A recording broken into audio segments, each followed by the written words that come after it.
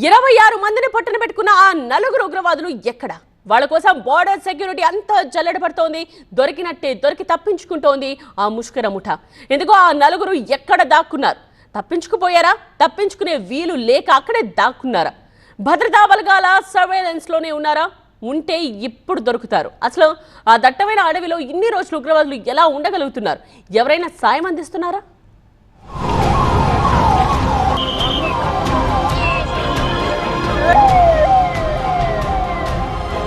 పెహల్గావ్ దాడి తరువాత దక్షిణ కశ్మీర్లో భారత భద్రతా బలగాలు నిరంతర గాలింపు చర్యలు చేపట్టాయి. నలుగురు ఉగ్రవాదులు అడవుల్లో దాక్కున్నట్లు నిఘా వర్గాలు గుర్తించాయి. షోపియాన్, పుల్వామా ప్రాంతాల్లో సైన్యం, స్పెషల్ ఆపరేషన్స్ గ్రూప్ సంయుక్తంగా సెర్చ్ ఆపరేషన్ చేస్తున్నాయి. డ్రోన్లు, స్నిపర్ డాగ్స్, అత్యాధునిక నిఘా కెమెరాస్తో ముష్కర వేట కొనసాగుతోంది. సరిహద్దు దాటడానికి ప్రయత్నిస్తున్న ఉగ్రవాదుల్ని పట్టుకోవడానికి ఎల్ఓసి వెంబడి నిఘా బలోపేతం చేశారు.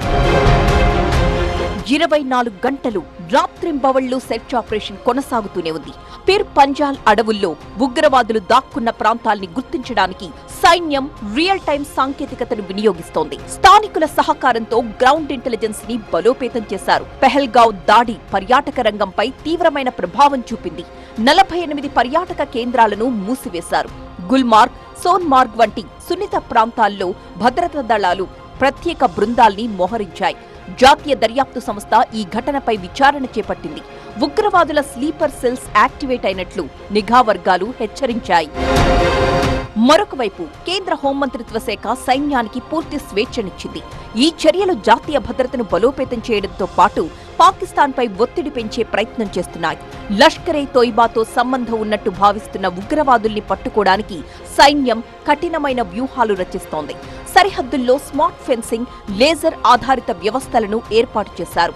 ఇటు ఉగ్ర వేటకు స్థానికులు కూడా భద్రతా బలగాలకు సహకరిస్తున్నారు. ఉగ్రవాదుల్ని పట్టుకునే వరకు సెర్చ్ ఆపరేషన్ కొనసాగుతుందని అధికారులు స్పష్టం చేశారు. మరొకవైపు భారత్, పాక్ మధ్య యుద్ధ మేఘాలు కమ్ముకుంటున్న వేళ రెండు దేశాల మధ్య డీజీఎంఓ స్థాయి చర్చలు జరిగాయి. హాట్ లైన్తో ఇరు దేశాల సైనికాధికారులు చర్చించారు. కాల్పుల విరమణ ఉల్లంఘనపై భారత్ సీరియస్ అయింది. కాల్పుల విరమణ ఉల్లంఘనకు పాల్పడితే సహించేది లేదని పాకిస్తాన్కు ఇండియన్ ఆర్మీ వార్నింగ్ ఇచ్చింది.